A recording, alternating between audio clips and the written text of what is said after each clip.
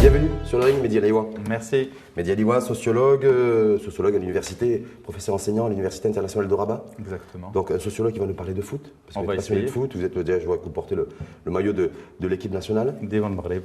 3 rounds, 3 thématiques. Ouais. Mehdi Aliwa, premier round, lion de la classe, l'équipe de quel Maroc?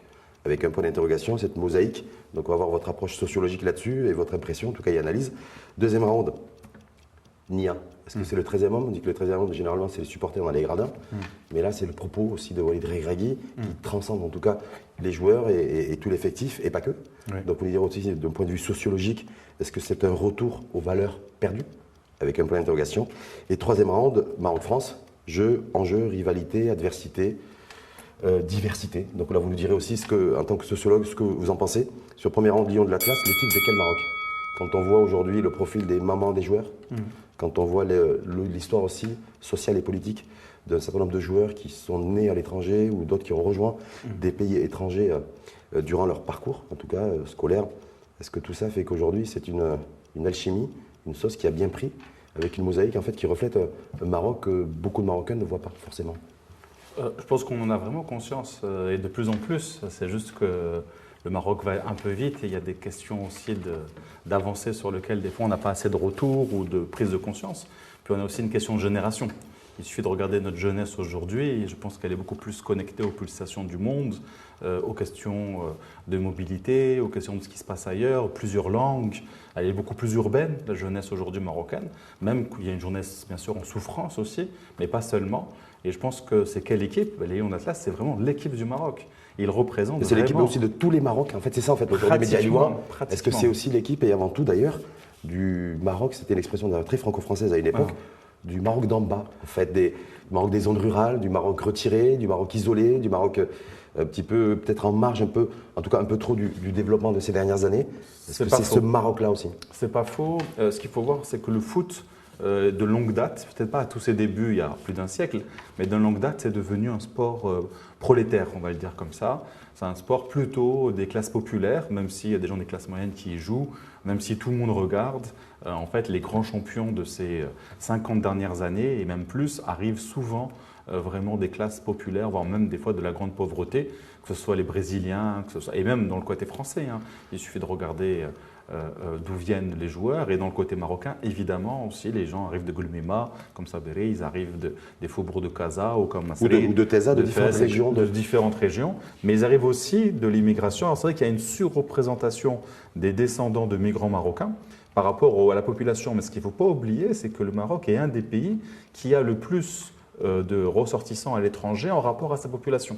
Il est dans les 10 pays. Alors, Je crois que c'est 13 ou 14% de la population qui vit à c'est ça, l'étranger, qui vit à à peu près, l'étranger. en termes de ratio. Alors, on ne retrouve pas le même ratio dans l'équipe nationale. Il est un peu plus fort, mais ce n'est pas non plus scandaleux parce que c'est lié au fait que les Marocains, c'est un peuple migratoire qui a migré un peu partout et donc qui a gardé, c'est aussi une stratégie Mais ce Maroc nationale. aussi, on avait Hakimi qui parle espagnol, Ziyech Oui. qui ne parle que néerlandais, Oui. où lui, il est rifin d'origine, donc il a ce dialecte aussi Ça rifin, lui fait, oui. cette diversité aussi linguistique, C'est ça, le Maroc. cette mosaïque. Est-ce que là, pour la première fois, selon Oui. vous, Mehdi Aliwa, Oui. on a une photographie à l'instant T du Maroc tel qu'il est, Pratiquement. au travers de cette équipe Mais nationale? non, j'ai bien compris pratiquement. De toute façon, le foot, ça crée un sentiment d'identification, la nation mythifiée, puisqu'une nation en tant que telle est toujours basée sur des mythes. Ça ne veut pas dire que c'est négatif, mais c'est jamais la réalité de ce que nous sommes. Nous sommes trop nombreux dans une nation. Il ne faut pas confondre nation et communauté. Une communauté, on est tous cousins. Dans une nation, on est citoyens et on ne se connaît pas. On ne peut pas se connaître avec 34, 35 millions de personnes. C'est impossible. Mais on a envie de faire famille, on a envie de faire communauté. C'est pour ça que les Marocains sortent dans la rue pour faire victoire, se serrent dans les bras, se collent les uns aux autres. Il y a beaucoup, ce sont des rituels très puissants. Les riches et les pauvres aussi? Ah oui. Parce qu'on voit que dans cette équipe nationale aussi, on voit des gens qui sont issus de milieux favorisés. Oui, ce formidable goal. Également défavorisés. Vous avez vu comment les vidéos de Oui, bien sûr. M. Falboufal qui parle de sa maman, Bien sûr. qui s'est sacrifié pour ses enfants, pour lui, pour qu'il puisse jouer. Exactement. La maman de Ziyech aussi, de Hakim Ziyech, aussi dans son coin, qui faisait les ménages. Bref, ces choses-là, Hakimi qui a reconnu, enfin dit publiquement en tout cas, que ses parents, sa maman faisait les petits ménages, son papa était commerçant ambulant. Donc ces choses-là, est-ce que c'est des choses aussi qui renvoient une autre image et qui font passer des messages politiques forts aussi à nous Marocains du Maroc? Oui, ça fait passer des messages politiques forts parce que, et c'est ce que l'entraîneur ne cesse de répéter, ça ne dépend pas d'où vous venez, ça dépend, 1, de votre compétence, 2, de la manière dont vous le cultivez, dont vous le travaillez, et 3, de la confiance qu'on a en soi, de la foi qu'on a en nous. Et ça, c'est très puissant et c'est l'ère du temps. Ce qu'il faut comprendre, c'est qu'au-delà du Maroc, si vous regardez un film, par exemple, comme Black Panther, et qui marche très bien au Maroc aussi, en tout cas dans le Maroc urbain, c'est I'm Black and Proud, de retrouver, même si c'est un monde imaginaire, etc., retrouver la fierté africaine. Les Marocains ont retrouvé une fierté marocaine et ils l'expriment d'une manière, mais alors, c'est transcendant. En s'identifiant à l'équipe nationale. Mais c'est d'une puissance au-delà de ce qu'on peut être comme spectateur. Si ce n'était pas aussi puissant, on n'aurait pas autant de gens dans le monde entier qui regardent, mais des fois même les larmes aux yeux. Ça veut dire que les populations aisées de notre Maroc à nous, de Maroc d'ici, de Maroc de Harria, de Maroc d'Enfa supérieur, par exemple, à Casablanca, d'entendre Hakimi dire voilà, moi mes parents viennent de tel milieu, je viens de très très loin, en tout cas socialement, ou Hakim Ziyech qui est dans le même cas, ou Sofiane Boufel, parce que c'est des binationaux en général, en tout cas pour ces 3 joueurs. Est-ce que selon vous, ça interpelle les consciences de ces personnes issues de milieux favorisés chez nous? Ou est-ce qu'il y a un décalage, une espèce d'écho? Ça ne fait pas forcément écho. Ça, je ne saurais pas le dire. En tout cas, je sais que sociologiquement parlant, je sais pas. Un quartier comme l'Agdal où j'habite, comme ça, je vais parler de mes observations, parce que je suis sorti à chaque victoire et je suis resté des heures, d'abord pour communier avec le public, mais aussi pour regarder ce qui se passe. J'ai pris beaucoup de photos, etc. Et les gens viennent notamment de Yacoub El Mansour ou parfois du quartier, donc des communes populaires. Ils arrivent en triporteurs, des fans du phare, des gens des fois avec la coupe des cheveux ou le visage, quand ils étaient à Harriad ou s'ils voulaient rentrer au Moroccan Mall de Casa, ils seraient flashés par les vigiles qui ne les laissent pas rentrer, etc. Là, ils étaient au milieu de Feuil Omer à faire la fête avec les enfants. Alors, est-ce que l'Agdal, c'est un quartier bourgeois ou plutôt classe moyenne? Voilà. Seulement. Mais est-ce que ça veut dire qu'on peut souvent parler de la lutte des classes? Chez nous, je sais que vous avez beaucoup écrit là-dessus et beaucoup produit intellectuellement là-dessus. Est-ce que ce parcours, en tout cas atypique, singulier, de l'équipe nationale du Maroc au Qatar, c'est aussi la consécration, là, ou en tout cas la mise en perspective d'une mixité sociale retrouvée? D'une mixité sociale retrouvée au Maroc, en tout cas désirée, parce que retrouvée, elle se retrouve le temps sur un temporalité, écran. Voilà, on ne sait pas comment on sera après. Enfin, si on gagne la Coupe du Monde, je pense qu'on va surfer longtemps sur cette vague, mais au bout d'un moment, comme tout, elle s'arrête parce que les sociétés sont traversées par des rapports de force. Et c'est compliqué, même si on veut un nouveau modèle de développement, même si on veut un nouveau Maroc qui laisse la place aux autres au mérite. Pour l'instant, force est de constater qu'on est séparés. Et donc, ça fait partie des rares moments, avec aussi, même si de le mettre sur le piédestal, ça peut être, il faut pas mal le prendre, mais aussi avec les moments de fête religieuse, ou avec la prière du vendredi, c'est le moment où il y a une vraie communion. Et là, c'est encore plus fort, parce qu'en plus, là, on a les jeunes femmes, on a les femmes, on a les enfants, tout le monde en même temps. Toute la pyramide d'âge est représentée, en tout cas socialement. Justement, ça vous donne une parfaite transition pour le deuxième round. Mehdi Aliwa, justement, Nia de Walid Regragui. Un retour des valeurs perdues. Est-ce que c'est ça aujourd'hui? Parce que chacun interprète le Nia de Walid Regragui qu'il a exprimé sous différentes manières, mais qui a beaucoup insisté là-dessus. Je pense qu'il y a de l'extrapolation, je pense que ça résonne immédiatement. C'est-à-dire que c'est right to the point, les gens ont tout compris et ils ont compris ça dans tout le Maroc et de tous les Marocains du monde, mais même en Afrique du Nord et même au-delà, dans le monde musulman. Évidemment, au Maroc et en Afrique du Nord, Nia, ça recouvre 2 choses. Ça recouvre la question très religieuse dans le fait d'avoir une bonne intention, c'est-à-dire déclarer sa bonne intention qu'on fait les choses. Pas parce qu'on fait Ramadan que notre jeûne va être accepté par Dieu si on ne le fait pas avec une bonne intention. D'accord? Et inversement aussi, parce que ça on oublie, c'est ça la grande tolérance qu'on a, c'est que quelqu'un qui fait quelque chose qui est jugé haram mais qui ne le fait pas avec une mauvaise intention, sans savoir, etc. Par extension, c'est quelque chose qui disait beaucoup dans les milieux des migrants musulmans, marocains ou maghrébins ou autres en Europe. J'ai mangé quelque chose, il y avait du porc dedans.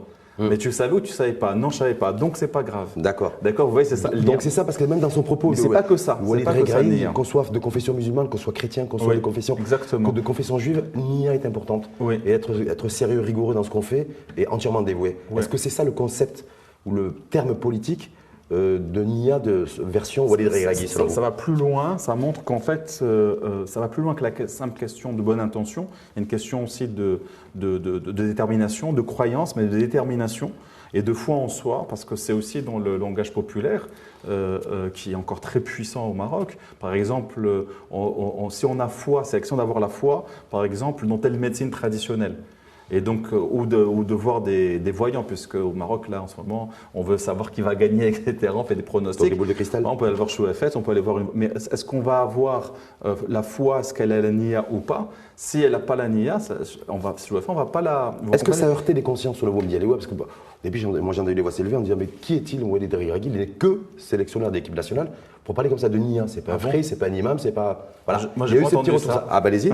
Enfin non, c'est possible. Oui, mais c'est genre. Voilà, c'est un peu interpellé, c'est un peu heurté, c'est un peu, en tout cas, questionné. Je sais pas, moi, ça a résonné partout autour de moi. Tout le monde a entendu le message et tout le monde a compris qu'en fait, il parlait de quelque chose de.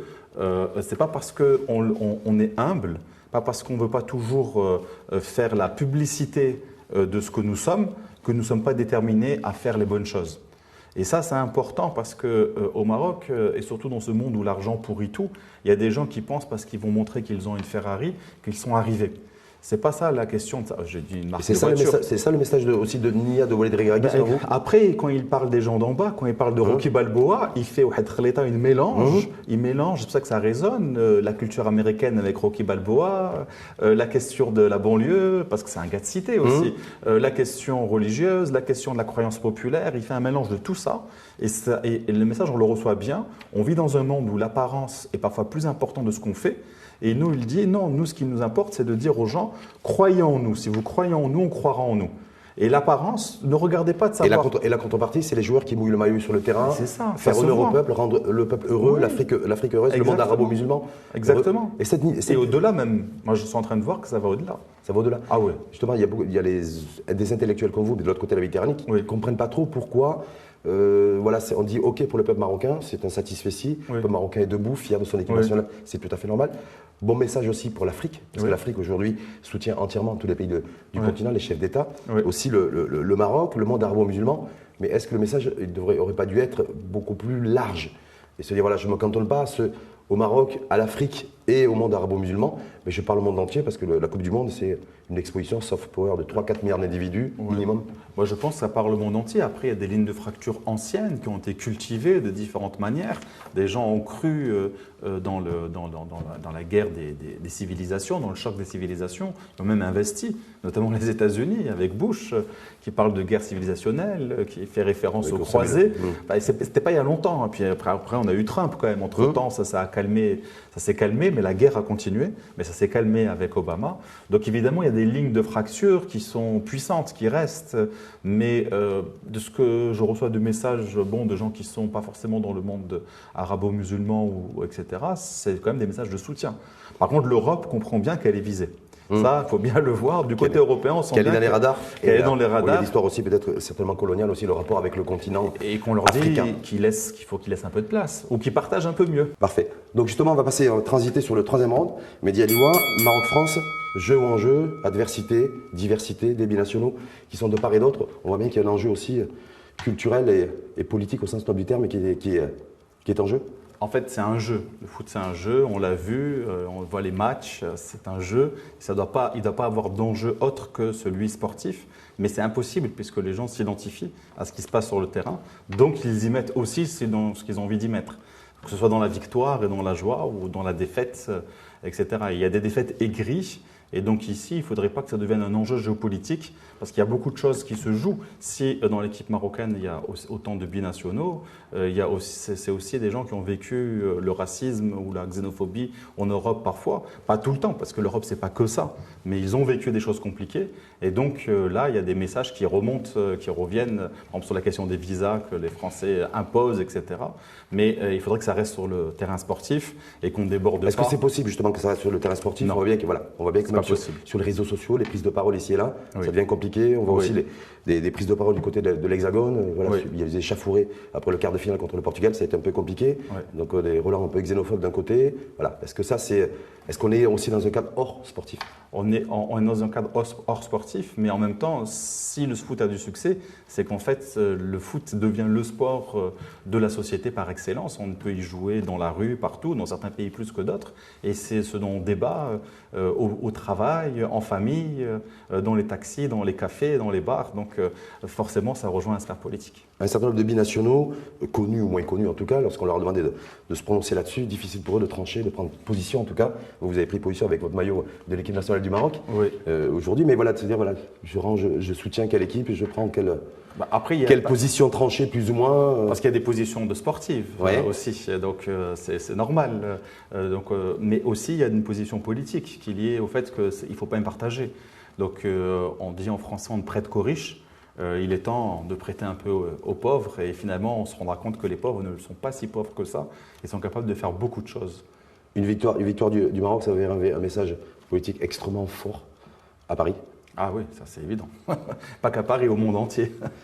Au monde entier, parce que c'est la question de nous avons les infrastructures, nous avons l'histoire, et vous êtes rentrés récemment dans l'histoire. On est même jusqu'à aller insulter les Africains en disant qu'ils n'étaient pas suffisamment entrés dans l'histoire. Mais même quand on pense qu'ils sont rentrés dans l'histoire, on a l'impression qu'ils sont rentrés il n'y a pas longtemps. Ou qu'à un moment donné, il y avait une petite parenthèse arabo-islamique où on a inventé 3 choses. C'est insupportable. C'est insupportable cette arrogance, et on la sent depuis longtemps. Elle a justifié les pires crimes contre l'humanité. Aujourd'hui, l'arrogance persiste dans certaines sphères des sociétés occidentales, et donc c'est bien de lui tordre le cou pour, en fait, plutôt fraternité. Le but, c'est de refaire société à l'échelle mondiale et de refaire fraternité. Et vis-à-vis de l'Afrique, le rapport justement entre ce continent, qu'on présente comme le vieux continent, l'Europe et l'Afrique, le parcours du Maroc remet aussi l'Afrique encore un peu plus debout? Non seulement debout, mais parce qu'en fait, son équipe est à l'image de l'Afrique. Elle est résiliente, elle est humble, elle est travailleuse et elle connaît ses faiblesses, mais elle essaie de travailler dessus, mais elle connaît ses forces. Et c'est ça ce qui nous manquait, on ne connaissait pas suffisamment nos forces. Et il y a tout un ensemble de courants de pensée, de l'afrofuturisme en passant par Black Panther jusqu'au Lion de l'Atlas, qui remettent en fait les forces du continent africain sur le devant de la scène. Et c'est ça ce que les gens perçoivent. Ça ne plaît pas à tout le monde, mais nous, ça nous rend tellement heureux que… Donc comme quoi le foot, c'est aussi, ou ça peut être aussi, politique. Oui. Merci beaucoup en tout cas, Mehdi Aliouan. Merci à vous. Sociologue et enseignant-chercheur à l'Université internationale de Rabat. Merci à vous et à bientôt. À bientôt.